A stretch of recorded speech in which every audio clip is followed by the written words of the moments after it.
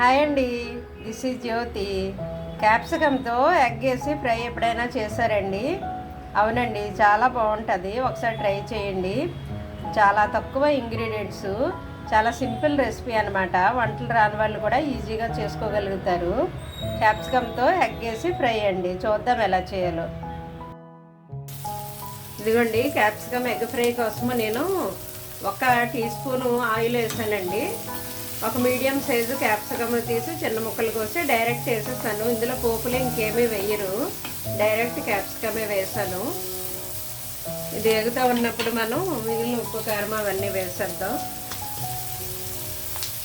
ఇదిగోండి, కొద్దిగా చిటికెడు పసుపు వేసాను. ఎక్కువ లేవు కదా క్యాప్సికమ్ ముక్కలు, కొద్దిగానే వేసాను. కొద్దిగా దీనికి అగ్గికి సరిపడా సాల్ట్ వేస్తున్నాను.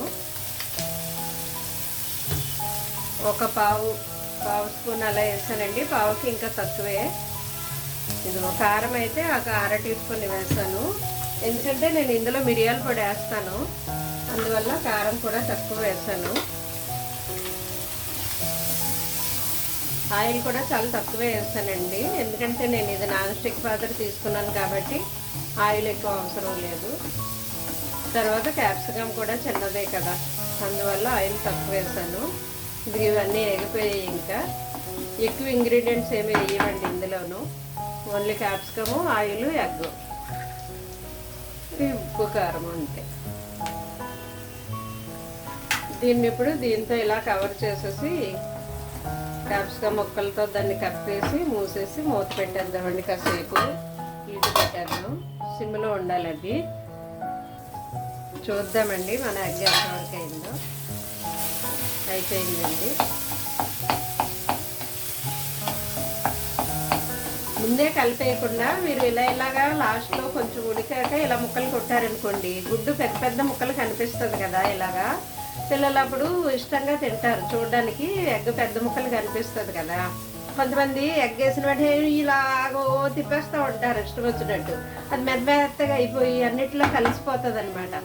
అలా కాకుండా ఇలా పెద్ద ముక్కలు అనుకోండి, చాలా చూడడానికి లుక్ బాగుంటుంది, తినడానికి కూడా పిల్లలు ఇష్టపడతారు ఎవరైనా.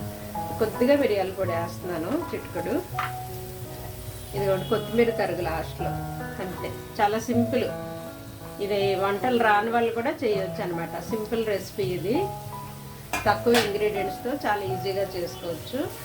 అప్పటికప్పుడు మనకు ఆకలిస్తుంది అనుకోండి, ఇది స్నాక్లా కూడా చేసుకుని తినేయచ్చు అనమాట. ఎందుకంటే మిరియాల పొడి వేసాం కదా, బాగుంటుంది ఆ టేస్ట్. ఇది రైస్లోకి, చపాతీలోకి, దేంట్లోకైనా బాగుంటుంది. కర్రీ ఏమీ లేనప్పుడు ఇలా ఈజీగా చేసుకోవచ్చు. ఇదిగో, ప్రోటీన్తో పాటు మనకు ఫైబర్ కూడా వచ్చేస్తుంది కదా, క్యాప్సికమ్ ఉంది కాబట్టి. ఇలాగా ప్రతి దాంట్లో వెజిటబుల్స్ మిక్స్ చేసి తీసుకున్నాం అనుకోండి, ఆ పూటకు కావాల్సిన పోషకాలన్నీ మనకు వచ్చేస్తాయి.